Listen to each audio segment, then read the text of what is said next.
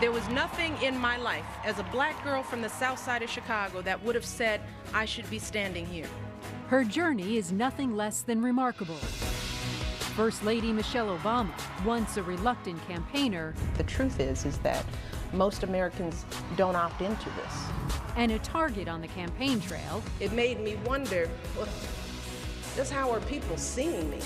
now a voice for generations. The measure of any society is how it treats its women and girls. Mom in chief turned political dynamo. Our motto is, when they go low, we go high. Tonight, a revealing look at First Lady Michelle Obama. She's more than the first African-American First Lady. Today, she's a global icon and a political powerhouse. I'm Randy Kay, and this is a CNN special report, History Made, the Legacy of Michelle Obama.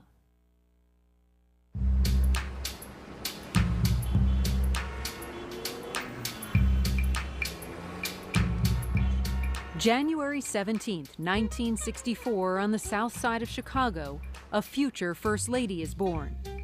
Michelle LaVaughn Robinson grew up in a one-bedroom apartment in a working-class neighborhood known as the South Shore. Her older brother, Craig, remembers it well. We didn't know how poor we were, so it was terrific. Her mother, Marion Robinson, volunteered at school so she could keep a close eye on her children. Her father, Fraser Robinson, worked for the city's water department.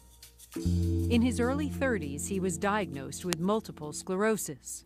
We watched a man who was disabled get up and go to work every day.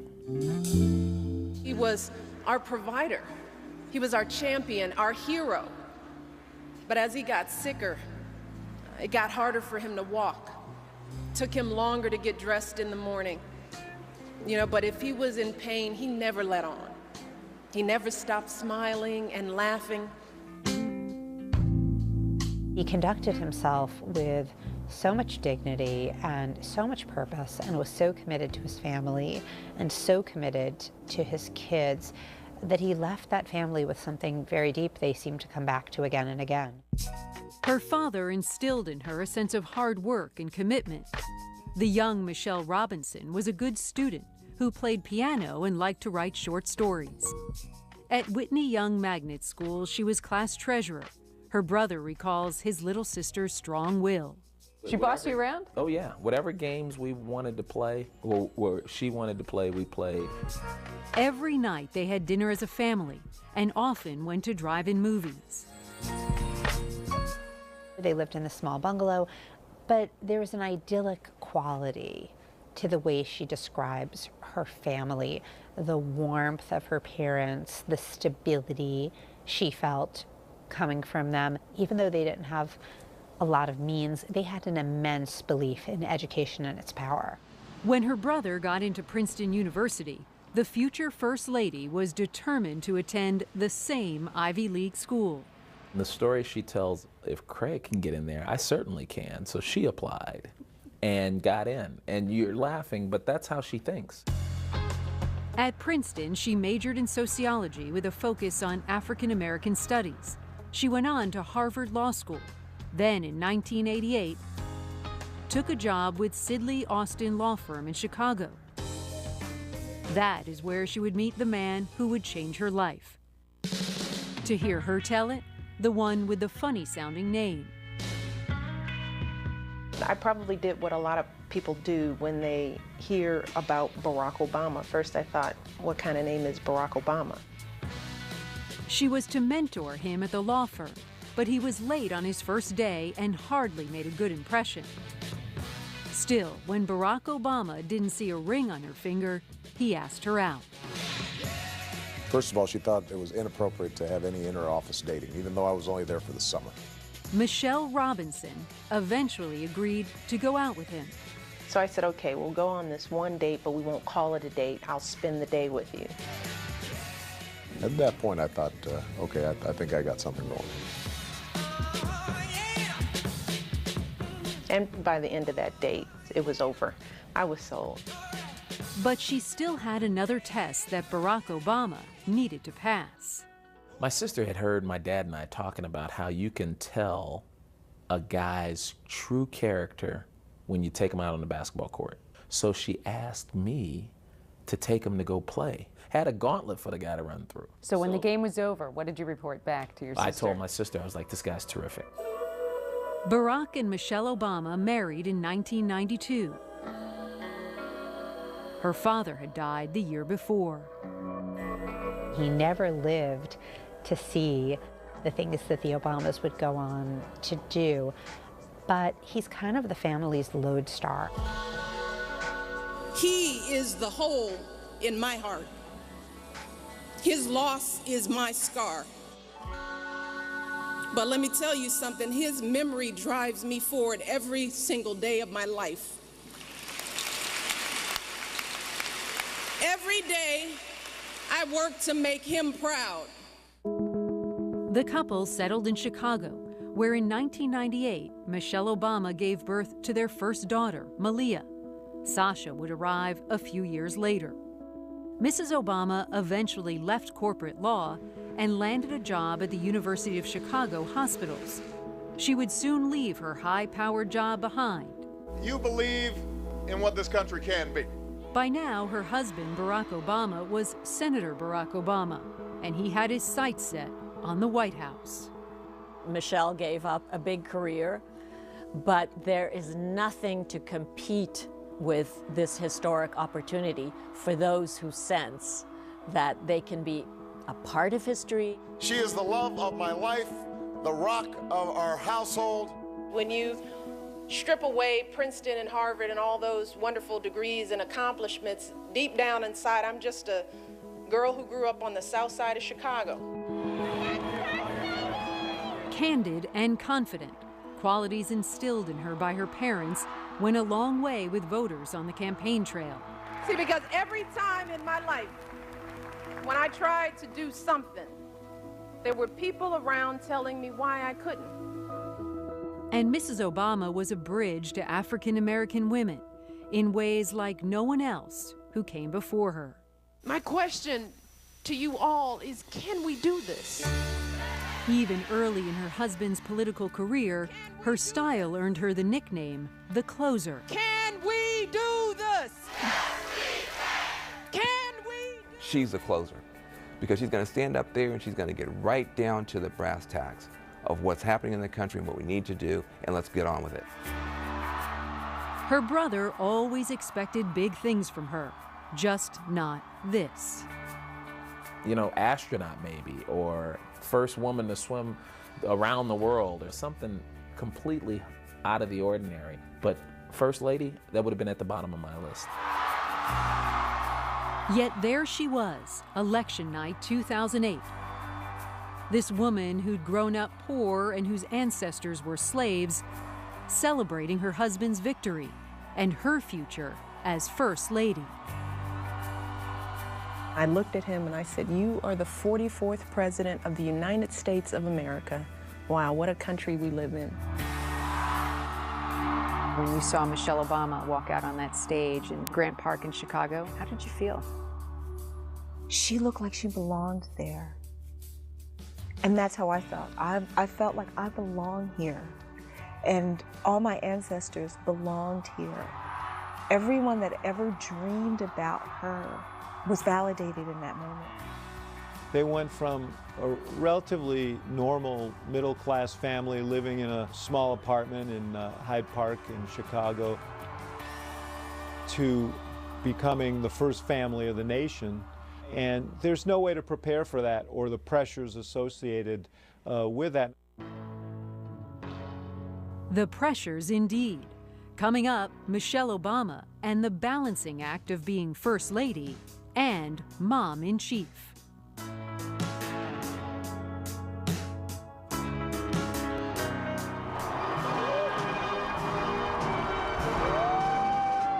January 20th, 2009, Barack Obama becomes the 44th President of the United States. I, Barack Hussein Obama, do solemnly swear.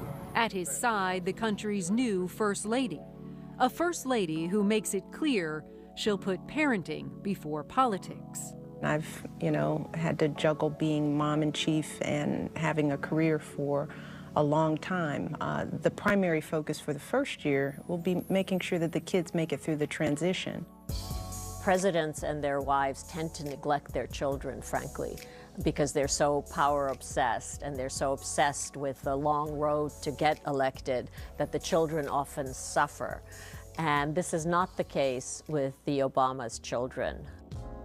She wanted her children to still be able to live their lives. And I think what the Obamas found out is that's not entirely possible. They're very young, they're starting a new school. She really wanted to just take them there in the mornings.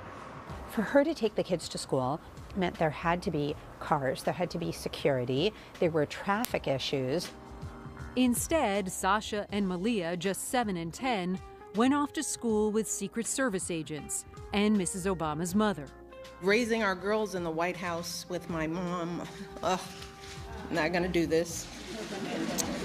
It's a beautiful experience. They didn't know any of this before they moved to the White House. They had never lived a life like this. What about something like a dance performance, or a basketball game at the girls' school? Would the President and First Lady be allowed to attend? The theme for this year's event is Ready, Set, what? Go! Committed to creating a sense of normalcy, Mrs. Obama had a talk with the White House staff. They said, we're going to have to set up some boundaries because they're going to need to be able to make their beds. Those early years in the White House were a real adjustment for Michelle. She had to start over in many ways, and she had to do it under the watchful eye of the world. And that's a lot of pressure. Each First Lady redefines the role, and she defined it as mom-in-chief, and she went for issues that were not controversial. I think we're ready, yeah. As Malia and Sasha settled in, Mrs. Obama began to focus on not just what was best for her own girls, but what was best for the nation's children. You can lift up the grass with the pitchforks. Go, go, go. In 2009, on the first day of spring, the First Lady broke ground on the White House garden. Located on the South Lawn, the garden was designed to get kids more interested in vegetables and healthy eating. Let's hear it for fruits. Yeah! What, did I hear a boo? Mrs. Obama took healthy eating a step further in 2010, launching her hugely popular Let's Move campaign to help curb childhood obesity. Clearly, we're determined to finally take on one of the most serious threats to their future, and that's the epidemic of childhood obesity in America today. Let's move, let's move! Let's move, let's move! She encouraged kids to be more physically active, running, dancing, and poking fun at herself to make her point. Let's Move is going to take families out of their isolation and give them the nationwide support that they need. Turn up for what? I don't want to close my eyes. I don't want to fall asleep. She also danced with Big Bird, Ellen, and Jimmy Fallon, too.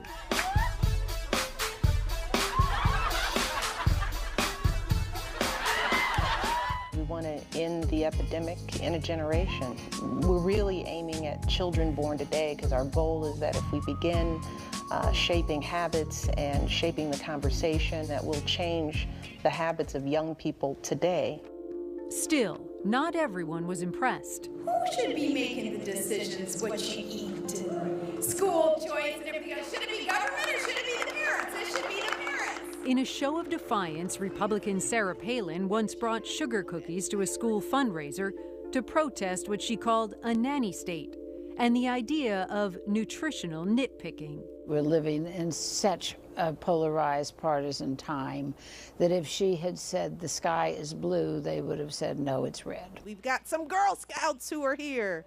Woo for the Girl Scouts! But the criticism didn't slow down Michelle Obama's commitment to kids. In 2014, her Reach Higher initiative encouraged young people to go to college.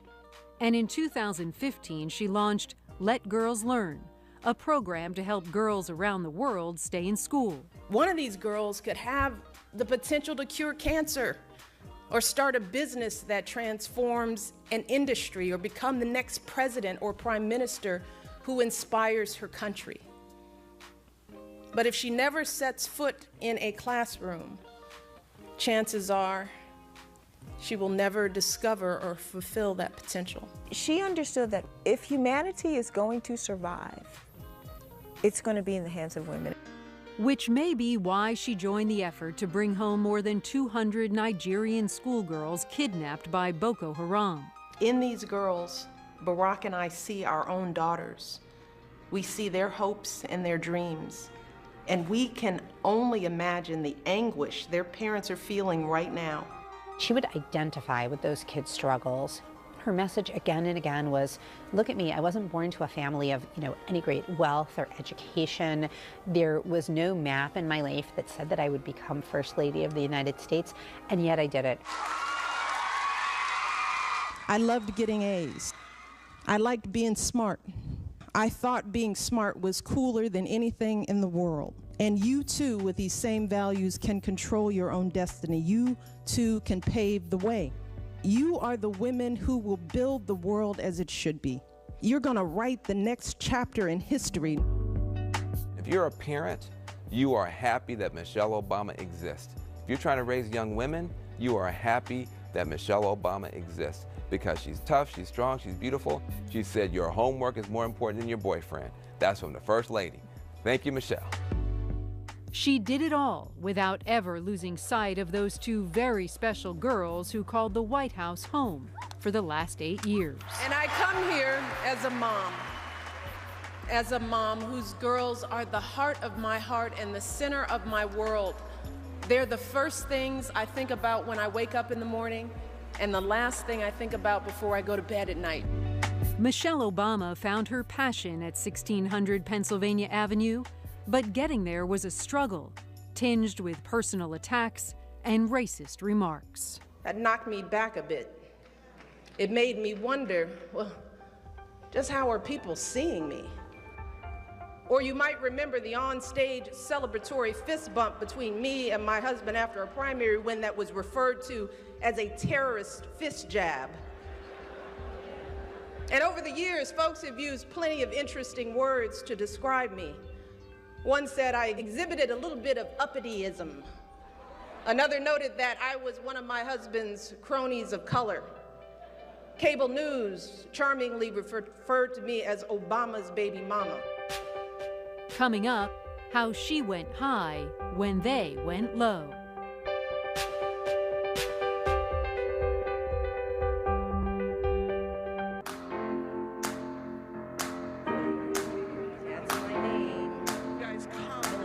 Make sure she caucuses for Barack Obama. From the outset, Michelle Obama was a reluctant campaigner. It took a lot of dreaming for me to be standing right here. See, because I didn't want to do that. This thing, it's not a secret. When Barack approached me about running, my first reaction was no, not a good idea. Well, I think it's fair to say Michelle was a reluctant conscript to politics, and she was concerned about the impact on the family, and there was a lot of discussion about what the demands would be on her, what was expected of the children, what it would be like to have a member of the family running for president. Despite her disinclination, Michelle Obama would turn out to be the rock behind the man many called a rock star candidate. And I would not be standing here tonight without the unyielding support of my best friend for the last 16 years, the rock of our family, the love of my life, the nation's next First Lady, Michelle Obama. When this tall black woman entered these Iowa living rooms early in the campaign, people took to her instantly. That Michelle Obama spark was right there.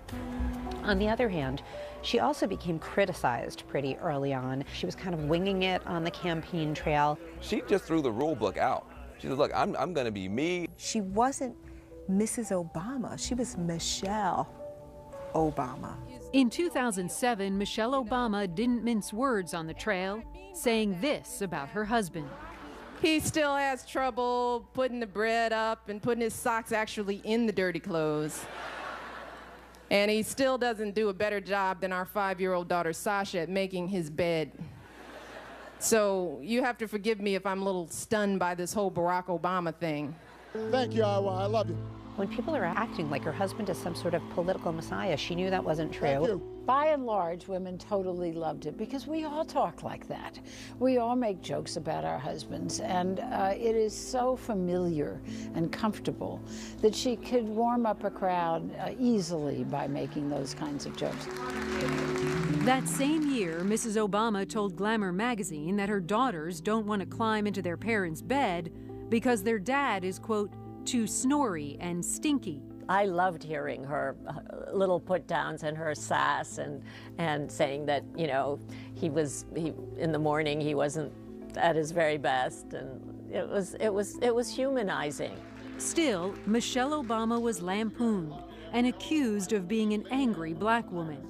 She was targeted with racist attacks after comments she made in Wisconsin. For the first time in my adult lifetime, I'm really proud of my country. And not just because Barack has done well, but because I think people are hungry for change. Those kinds of moments gave you heartburn. By the same token, it became clear to me very quickly that we had failed her because we threw her out there without adequate staffing, without adequate preparation. She was so afraid that she had hurt her husband's candidacy. So she actually took herself off the campaign trail for a while in 2008. She didn't like being thrown into situations where things might go wrong for reasons she couldn't anticipate. Critics questioned her patriotism, called her uppity, and there were nasty racial slurs. All of it hurt. So back on the trail, Mrs. Obama began choosing her words more carefully. What I vowed is that I want to be as me as I can be. But certainly you've had to bite your tongue. Well, yeah, because you know, we have a habit of just characterizing people. You know, it's just sort of easy to define Michelle Obama as the feisty, sarcastic, then you become that caricature. She goes from being this kind of dazzlingly honest, even blunt lawyer making original, interesting arguments. She kind of edits herself back to being, you know, the mom in chief, this tamer, more familiar role. I think Michelle Obama's biggest flaw in the beginning was to be an individual. Feeding off fear some had of the Obamas, The New Yorker magazine published this satirical portrayal of Mrs. Obama as an angry militant, sporting an afro and fatigues and carrying a machine gun. She was fist-bumping Mr. Obama, who was wearing a turban. You might remember the on-stage celebratory fist bump between me and my husband after a primary win that was referred to as a terrorist fist jab. And over the years, folks have used plenty of interesting words to describe me. One said I exhibited a little bit of uppity-ism. Another noted that I was one of my husband's cronies of color. Cable news charmingly referred to me as Obama's baby mama. She was a direct attack on a power structure that everyone's been very comfortable with for a very long time. And so you must be militant if you were an independent black woman. You must be a radical if you went to Princeton.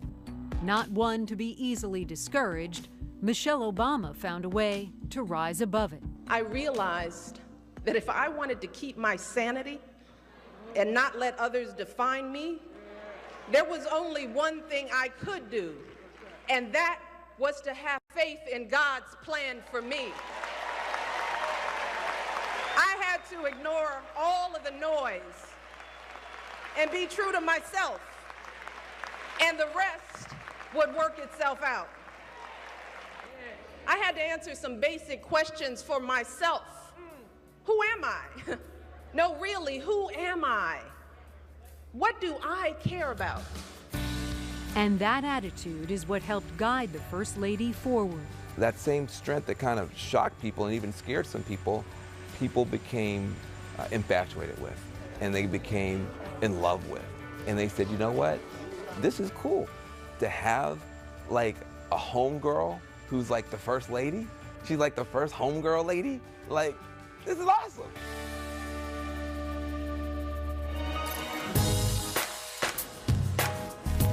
First Lady and fashion icon, Michelle Obama's style sets trends around the world. Michelle Obama gave a lot of women permission to be who they say they are. And if today you are a woman that wears a cardigan and tomorrow you're a woman that wears a sheath dress, you're allowed. The First Lady said so.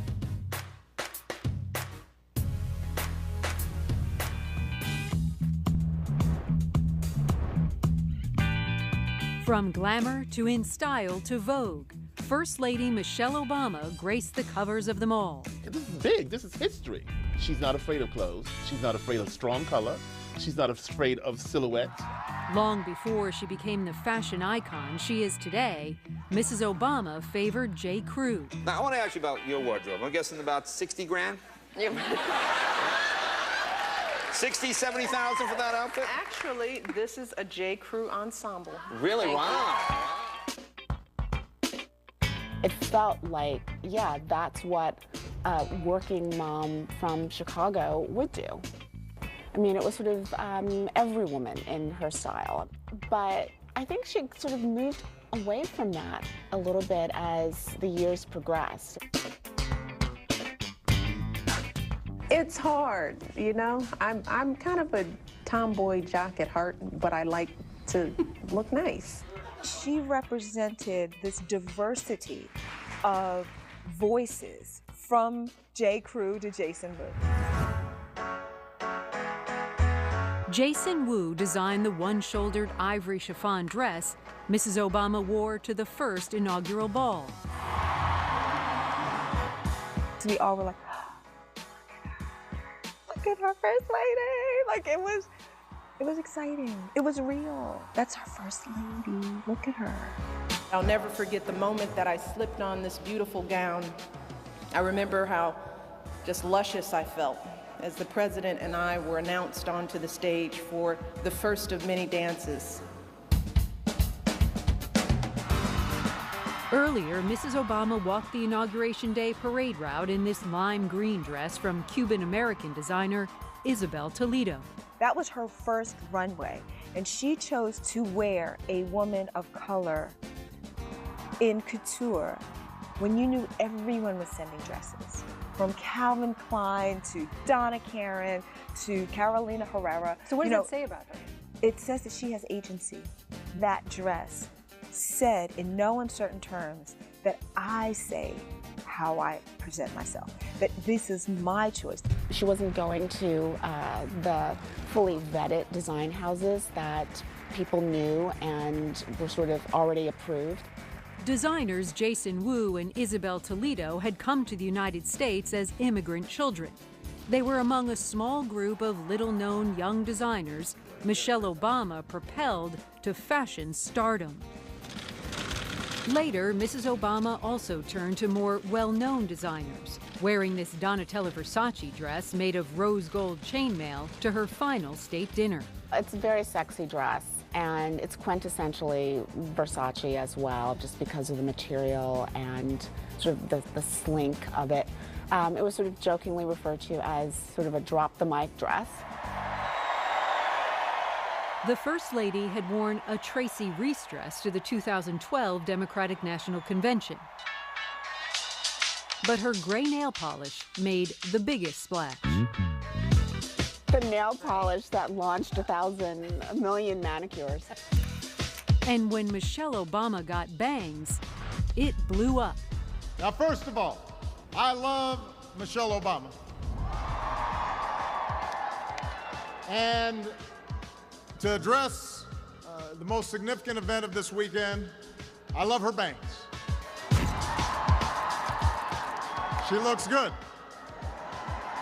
She always looks good.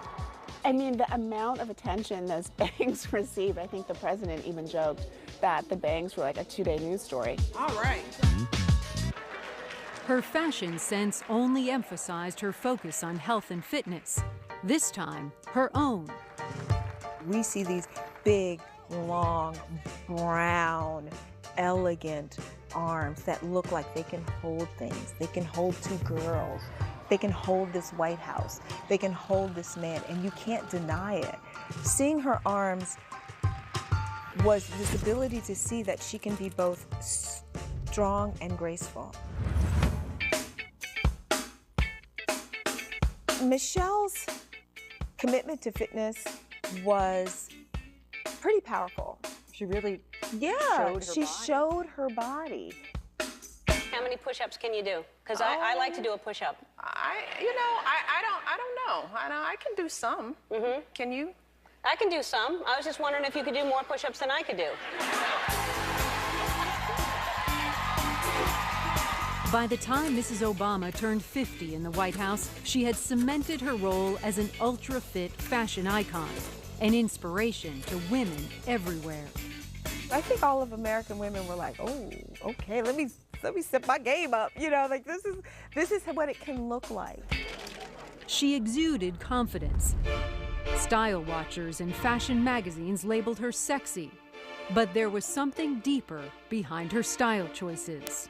She felt a responsibility, first of all, to show that you do not have to be blonde and blue-eyed and a size 4 to be gorgeous.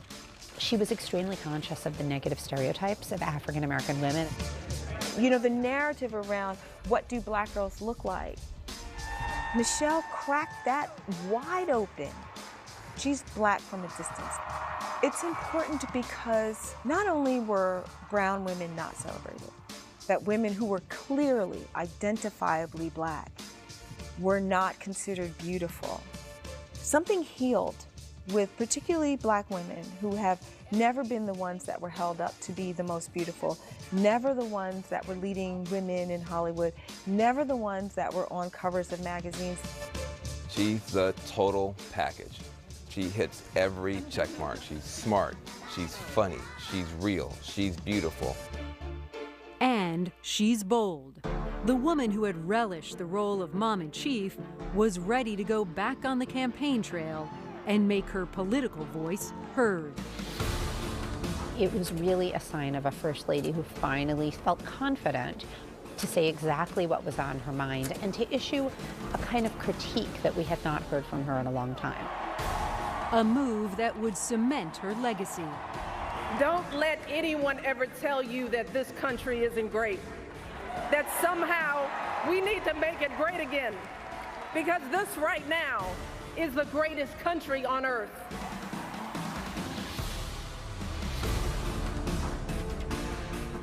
He gets lost on this train and he's adopted by this Australian family. It's about the power of mothers, biological or adopted. Critics across America.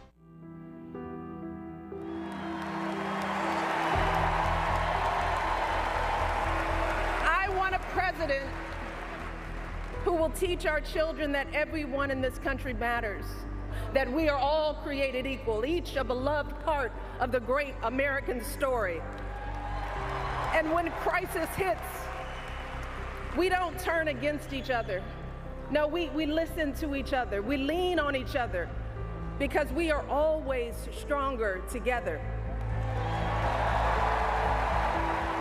Michelle Obama has become probably the most effective communicator on earth. When she gives a speech, it's breathtaking. She does stuff on the microphone I didn't know you could do. By 2016, Michelle Obama had stopped watching her words, and in doing so, made her voice heard. They seem to view our diversity as a threat to be contained rather than as a resource to be tapped.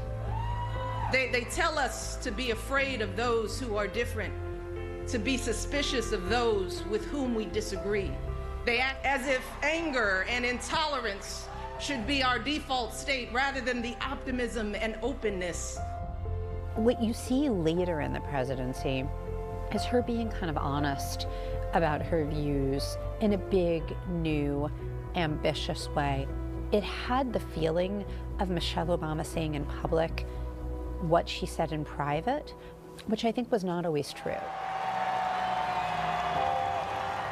She plugged into something so deep and so transformative for her that it became transformative for millions of Americans. Her passion was her platform. She spoke openly about civil rights and issues of racism. No longer can we be barred from a university or hotel or arrested for sitting at the front of the bus or forced to use a separate bathroom or water fountain because of the color of our skin. It shows a level of courage. If you're an African-American person in public life, a lot of people tell you, lay off on the black stuff. You make people uncomfortable. Don't talk about civil rights. Don't mention slavery. Put that behind you. Let's look forward. And most people say, okay, you're right. She says no. I wake up every morning in a house that was built by slaves.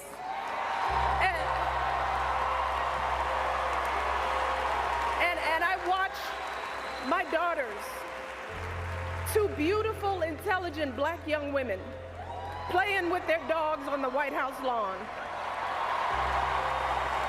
She really tried to send a message of opportunity, not just for African Americans, but for people of all different backgrounds. I think she wanted to stand for the idea that, you know, any woman in this country can grow up to be First Lady of the United States. There is no boy at this age that is cute enough or interesting enough to stop you from getting your education. Look, if I had worried about who liked me and who thought I was cute when I was your age, I wouldn't be married to the President of the United States today. I had people who told me that I was reaching too high, that the schools I was applying to were too much for me. And what you have to remember is that you are competent and capable and able to do it. I think Michelle Obama was more than hope. She was proof. We believe now. We believe it's possible. She became a role model for women worldwide. She made headlines around the world for this impassioned speech delivered after then-nominee Donald Trump was heard on tape bragging about groping women. And I have to tell you that I can't stop thinking about this. It has shaken me to my core in a way that I couldn't have predicted. This wasn't just locker room banter. This is not normal. This is not politics as usual.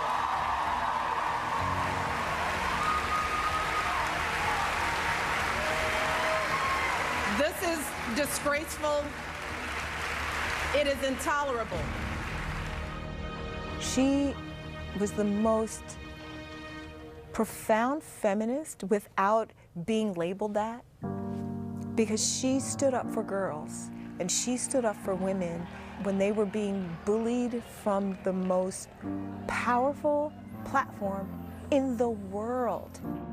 She spoke for so many women when she said, I feel this in my core. This is unacceptable.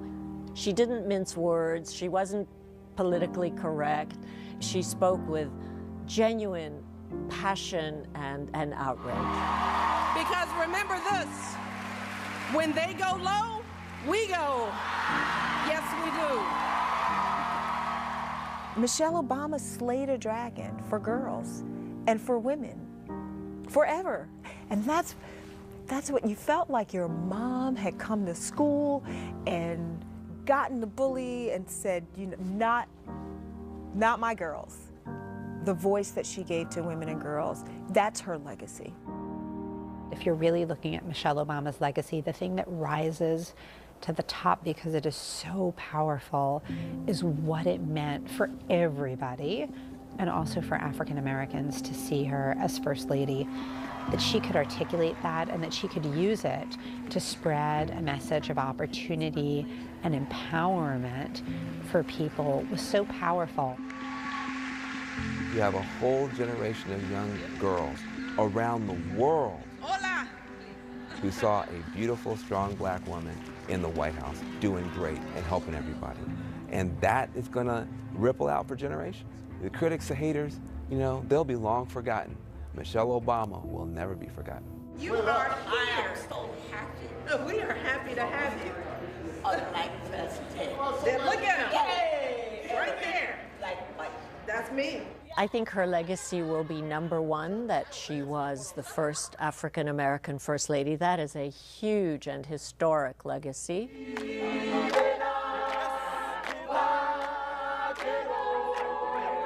But beyond that, she leaves the White House as the strongest voice for women's rights, for women's dignity, a right that goes beyond race and is fundamental to our society.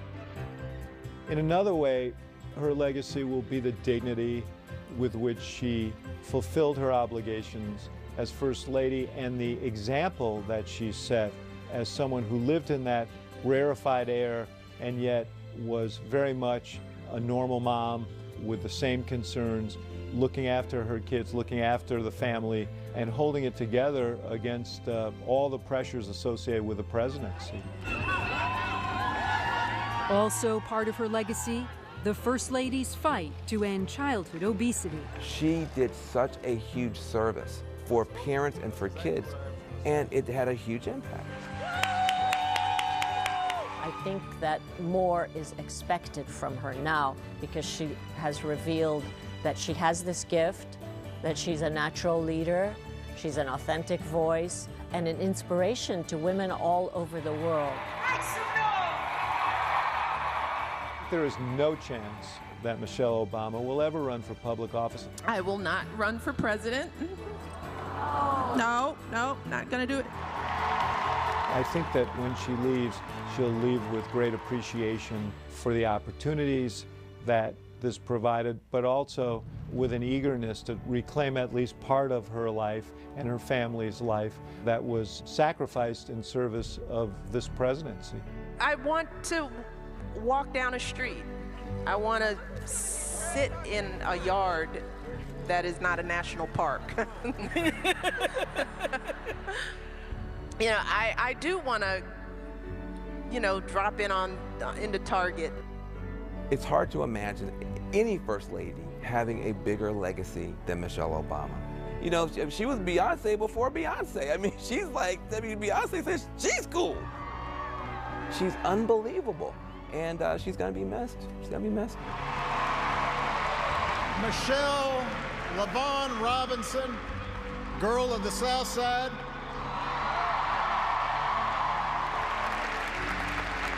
You made the White House a place that belongs to everybody.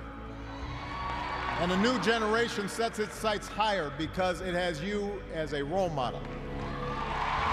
So you have made me proud, and you have made the country proud.